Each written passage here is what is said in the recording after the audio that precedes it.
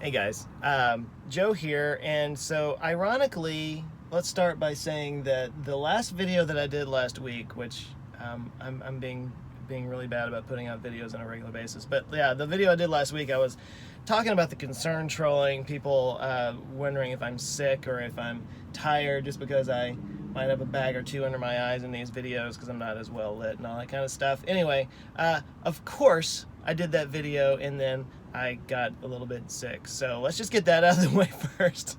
In this video, yes, if my voice sounds like I'm sick, it's because I'm actually sick.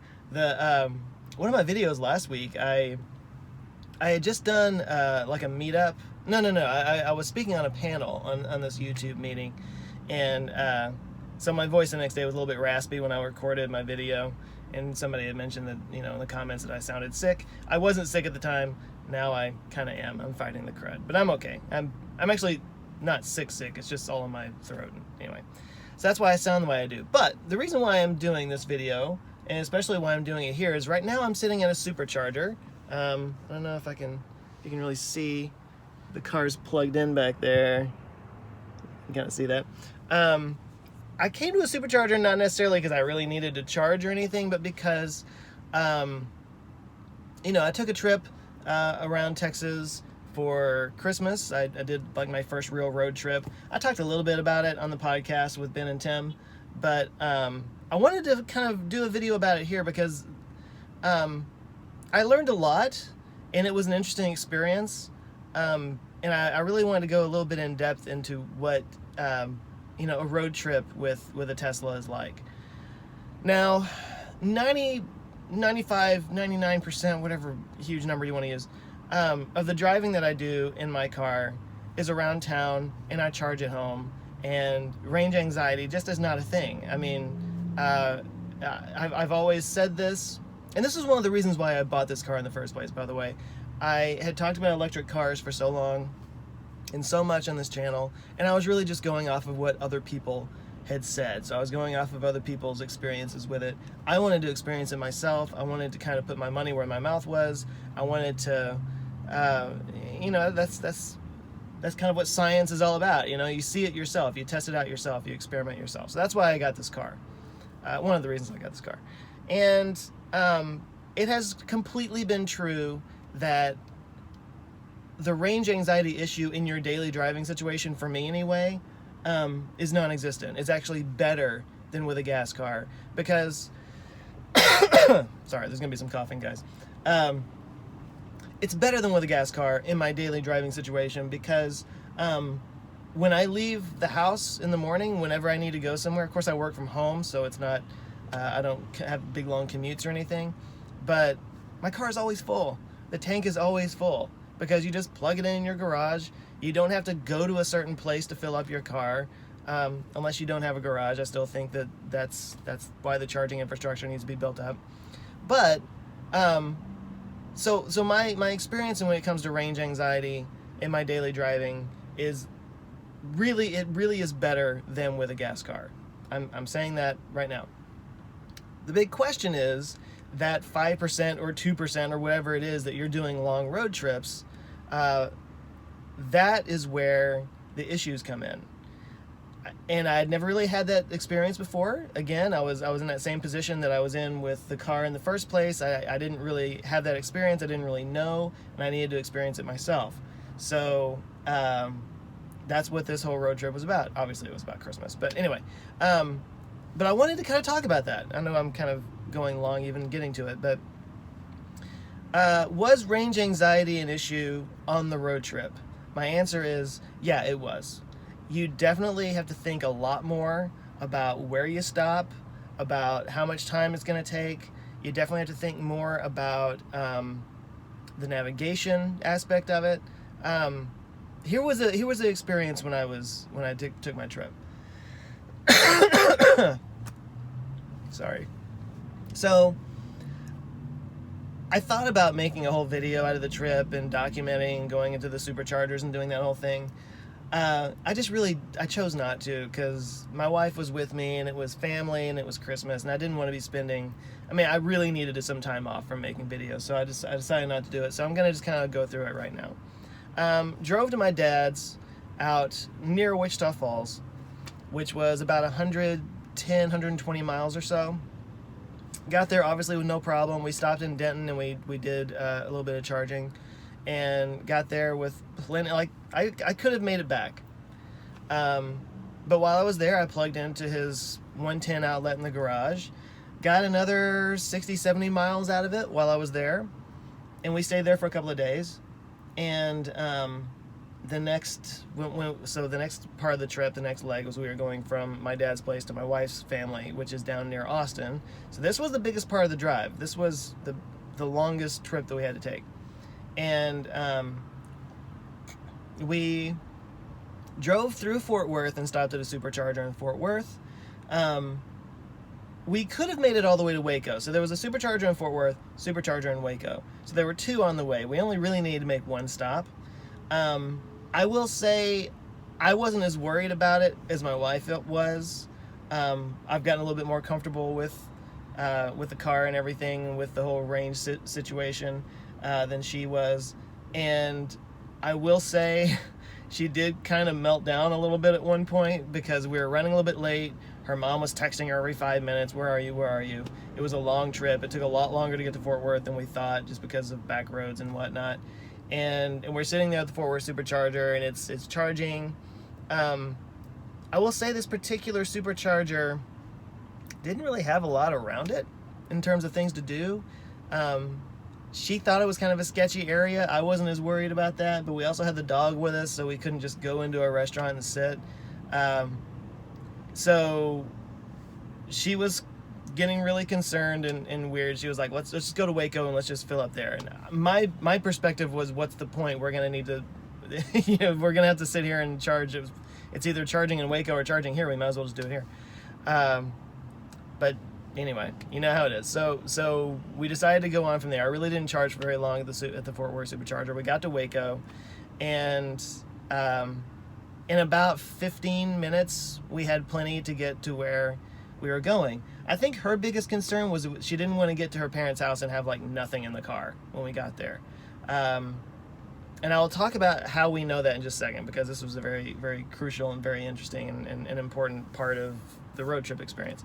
But anyway, so we stopped in Waco, charged up 15 minutes or so. There's a bakery there, so we popped in, got some coffee, got some goodies. By the time it was ready to go, we were like, okay, I guess it's time to go. This was the biggest surprise to me, was that when you're driving, and then you stop and you take a little break, you don't really want to get back on the road. You really want to kind of sit there and just relax for a second, because there's just that sort of baseline level of stress when you're driving. And when you pull off and you're relaxing for a second, it's like, this is nice. I just kind of want to sit here. You don't really get that break when you're driving. And that's not necessarily, you don't get that break when you're driving with a gas car, because you pull off on the side of the road and you pump your gas, and less than 5 minutes later you're back on the road. And that's not a bad thing, especially if you're in a rush, you want to get somewhere. But once you kind of let that stress level go when you're kind of sitting there, you don't really want to get back on the road. And the consequence of that is that it feels like it charges really fast. Like I was sitting there like, well, I guess we need to go, So that was the experience of that. We got to her parents' house, had plenty in the tank, but I went ahead and charged while I was there. They let me charge. And on the way back, we stopped at Waco again, charged up a little bit, and got home with no problems. So it wasn't necessarily that I was feeling a lot of stress or a lot of anxiety around the range or anything, but it definitely required more planning and more thought than what you're used to. Now, I will say also, the car that I had before this was a diesel. It was a Volkswagen TDI. And so I think I'm kind of used to the idea that you can't just fill up your car anywhere. Not every gas station that I went to had diesel. So I was already sort of in the mindset that like I had to plan a little bit to find the right places to stop. And of course, having had that for 13 years, after a while, I kind of already knew where everything was, so I didn't have to like plan anymore, but you get the idea.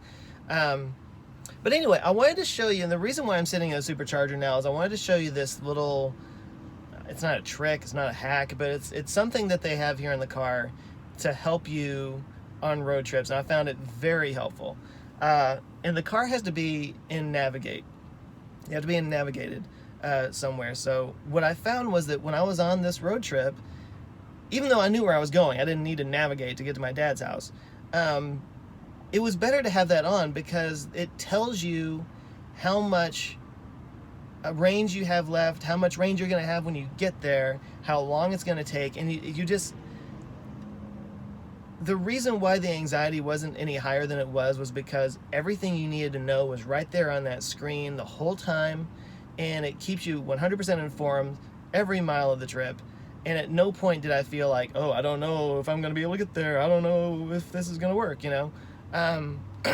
So I'm going to flip the camera around. I'm going to show you on my screen here how this works and why it was so helpful.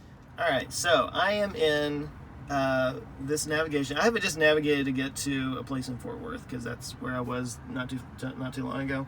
So you can see it's got the navigation. It's showing me where to get there. But here's the thing. So my car is filling up right now, and right there it shows you exactly how much range you will have when you get to your destination.